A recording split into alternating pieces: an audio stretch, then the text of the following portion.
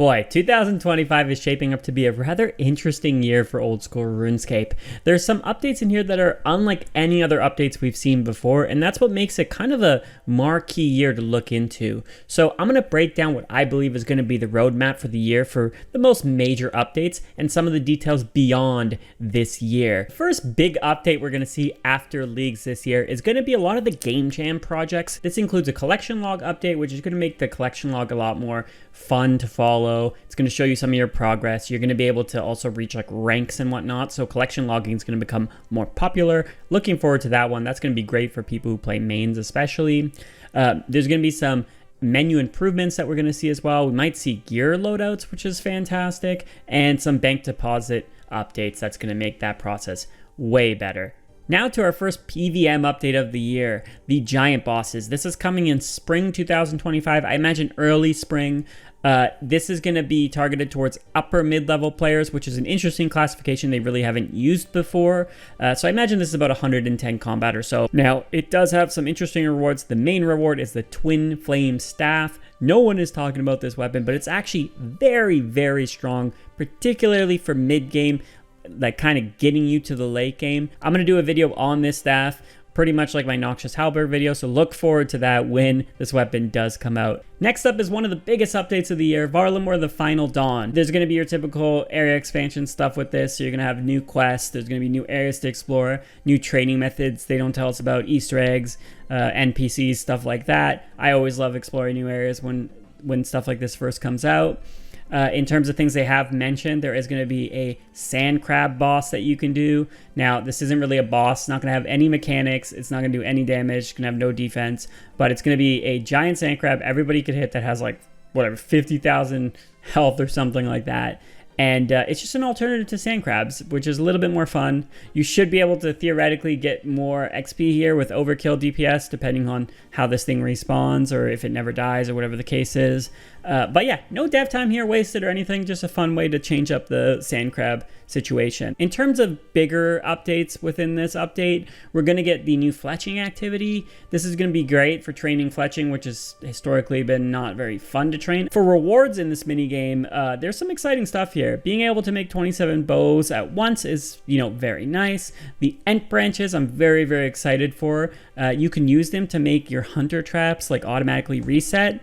That's really cool. I'm going to like that for chins if I ever need chins to kind of AFK them a little bit more. I like it when skills can overlap like this and it makes sense. I'm looking forward to that. An interesting use case for them too is entering a Slayer dungeon. You're going to use them as sort of a consumable. I'm kind of excited for this dungeon. I might not use it. It's going to be a dungeon where you can enter and there's going to be new superior creatures that spawn at an increased rate. And it's gonna, make heart farming, for example, a little bit easier for some accounts. It's gonna be interesting to see if it affects someone like me, where I'm just trying to get heart in the most efficient way through Araxites and smokes.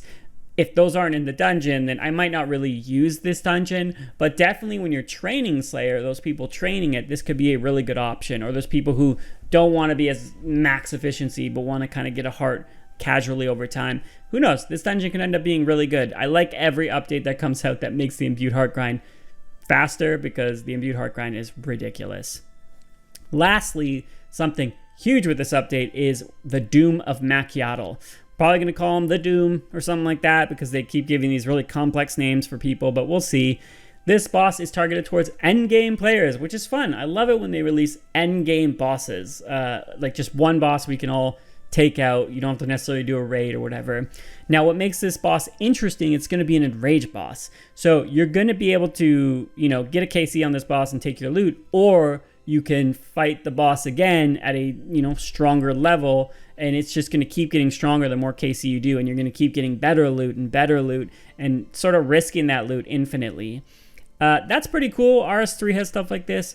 In my opinion, when I heard that it would just infinitely scale, I wasn't a huge fan of that. If it's infinite, there's a point where it's just going to be stat buffing, which is uninspired. I think what would have been interesting for them to do is just make it like an enraged boss that has like 5 levels of enrage, where it's like, level 1 is sort of like taking on an endgame boss like, the Nightmare or a DT2 boss or something like that. And level 5, you're starting to get towards like something very difficult. Like level 5 is like Awaken Leviathan difficulty. And then you kind of have the scale in between that.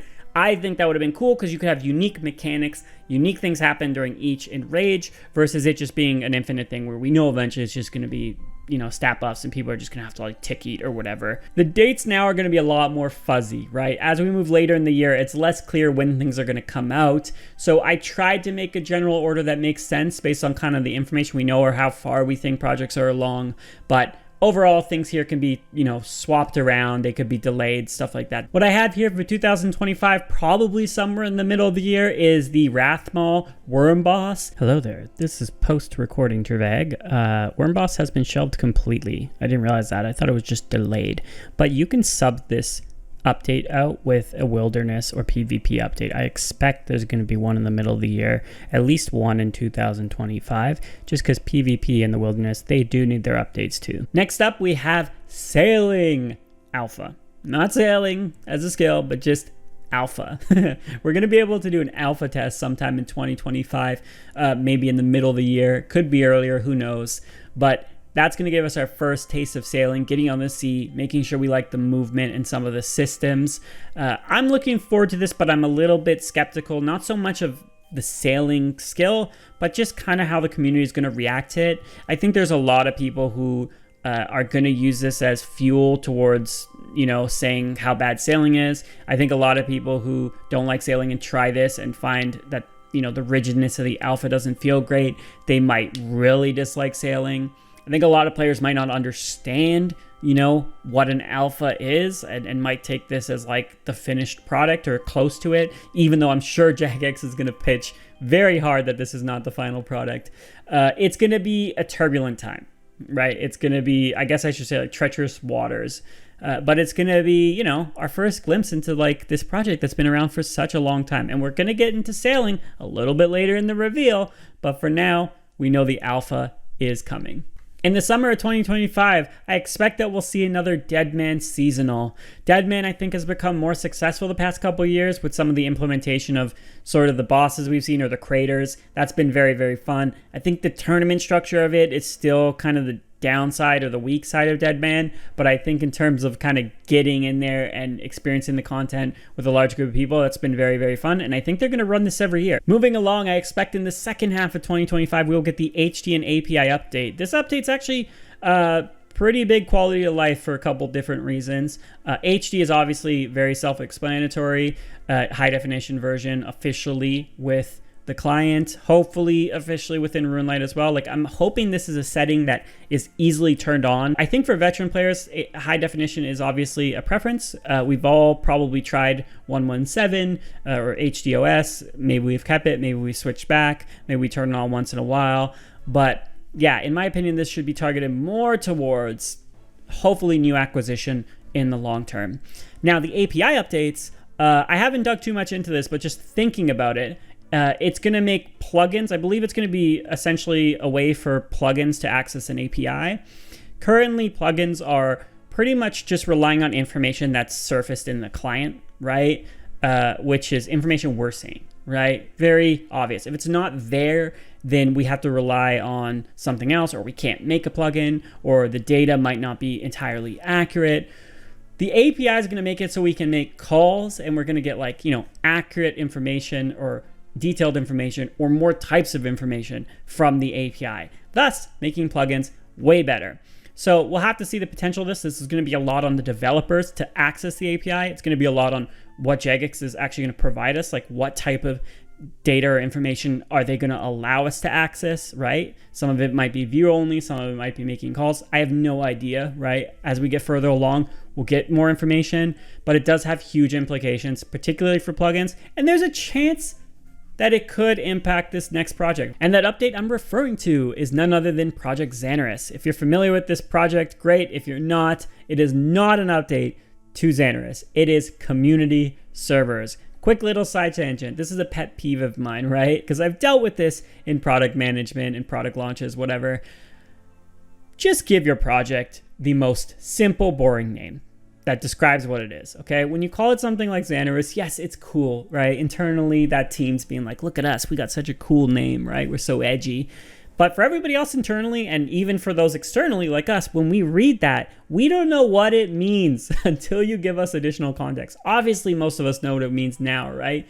But why not just call it community servers? This project, some people think that this is going to be, hugely impactful for old school. Some people think it's going to be a negative impact, like it's going to affect the player base, pulling away from the main game. Some people think that it's going to be like a drop in the bucket. It's hard to say exactly what the impacts will be. I think initially you're obviously going to see a bump, but there might not be all the tools and whatnot available early on to really make like these robust community servers, or at least it'll take time to get to that point. So it might be more of a slow drip. Now, I think I mentioned API, the API project could have some relation to this, depending on, again, what those APIs are and how much people can leverage them. We'll see exactly, right? I think overall this should launch in 2025, provided Jagex launches an MVP, a minimal viable product. If they try to polish it too much, it won't launch. This is the type of product that you can launch as an MVP, right? You're not going to have all the bells and whistles out right away, right? And I think they've said that, right? They're going to give us some options, but obviously this is a project that gets stronger over time.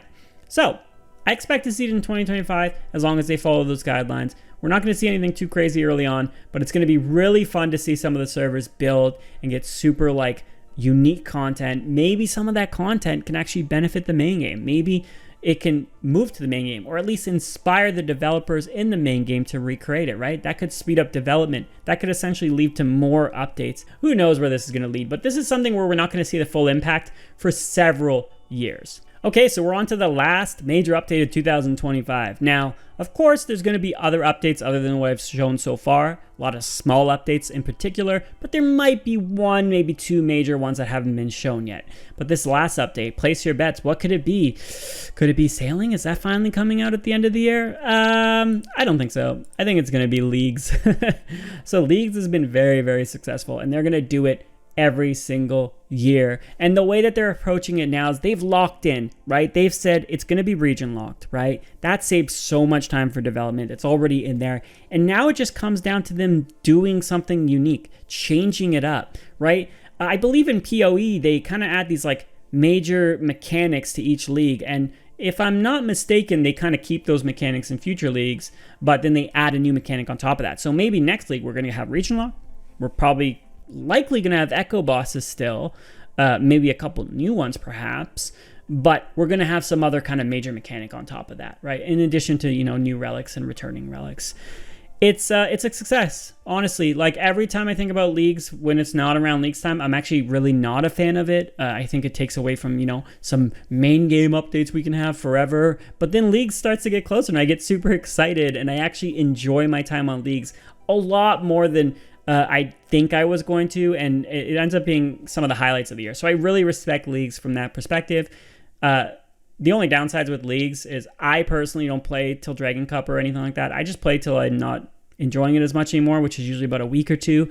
And then I have the main game, which gets no updates because they don't make updates during leagues, right? They have 2 months where they essentially just work on existing projects and take a break from releasing things, which I really hope they change in the future. To actually, still release content. I don't think it's that big of a deal, but it's okay, no problem. So that's it for 2025, but we do have some details about the Beyond I want to talk about. In the Beyond, which in this case I think is going to be 2026, we are going to get sailing, old school's first new skill. Now, some people might think this is coming out in 2025. For a couple reasons, I think that might not happen. First, I just don't think it's going to be ready, right? We're going to have an alpha at some point in the year, and I don't think it's going to get to beta and launch by the end of the year. I think whatever targets they have internally for its launch date probably are going to get pushed, and that's not a fault of them or anything. This is very, very normal in development, right? Things get pushed constantly. I wouldn't be surprised whatever date they currently have now has, one, already been pushed to that date before, and then two, it's probably going to get pushed another 3 to 6 months. It's just not going to be fully ready. There are a couple other reasons why it might not be ready. Leagues is a big reason why. Leagues as a product launching at the end of the year is very, very big. You can't really launch sailing within 2 months before that. you need at least 2 months before that, which I don't think it's going to be ready. If it's anywhere close to it, you're kind of interfering with leagues. I also think that leagues is obviously going to be area locked, right? And it's going to have its task and whatnot. And I think at this point, sailing isn't developed enough for leagues to factor in how much sailing is going to change the landscape, right? From, the areas, like what areas are going to be part of what areas, the tasks that they'll need to add related to sailing and those areas and those quests. Like there's too much dependency. So right now internally, leagues is going to get developed some point later in the year. And it's going to be very clear that they're going to develop based on the current state of the game, not based on the state of the game with sailing. Therefore, sailing has to come after. Then, by next league, the following year, okay, that league could bake into sailing content and whatnot. I don't know. Could be completely wrong there, but I just think overall they're just not going to be ready, and just the timing doesn't really make sense, provided that leagues is happening at the end of the year. So I expect this to be, my best guess, summer of 2026, but it could be a little bit later than that. The last major update I want to bring up, because this will be coming out, but it seems kind of clear that it won't be coming out in 2025. I really hope I'm wrong here. There's a small chance this could happen in 2025, but we got Raids 4. TOA and TOB, there's a 4-year gap between them. This upcoming summer, TOA will be 3 years old, which means there'll be 3 years without a raid. Actually a good time to release a raid, right? Ideally, honestly, I would rather have a raid every 2 years, but it seems like the trend is going to be 3 or 4 years. I think it's unlikely to fit it in this year with what's happening and the timing and everything, and the fact that we've heard nothing so far unless it's really late in the year. So I think this is going to happen likely in 2026, but there is a chance they completely neglect it because of sailing or because of whatever else, and it doesn't happen until 2027. I think the best overall plan they could have for product releases, spacing things out, player satisfaction, etc., would be you have leagues at the end of the year, and then the first half of the year, spring, late spring, early spring, whatever, you have Raids 4, and then in summertime, you've got sailing. It could be late summer, right, like August, and then at the end of the year, you have leagues. I think that is a good 2025 to 2026 plan, but we'll see exactly what they do. I don't think Raids 4 is going to have anything to do with sailing. I don't think it should, because then they have to be too dependent on each other, right? Raids 4 should be independently developed in an area that we already know, that's very clear, that has nothing to do with sailing, so that it can actually launch when it's supposed to launch. And then maybe Raids 5 will be sailing related, right? 4 years from now, 5 years from now. So that's my overall thoughts on what I think are going to happen in 2025 and beyond. Obviously, the beginning is fairly accurate, but as I get a little bit later, we're kind of speculating. But I'm trying to use the knowledge that I have based on my experience and what I think is going to be the landscape. Are you looking forward to 2025? Are you looking forward to 2026? What do you think of Old School? Let me know in the comments below.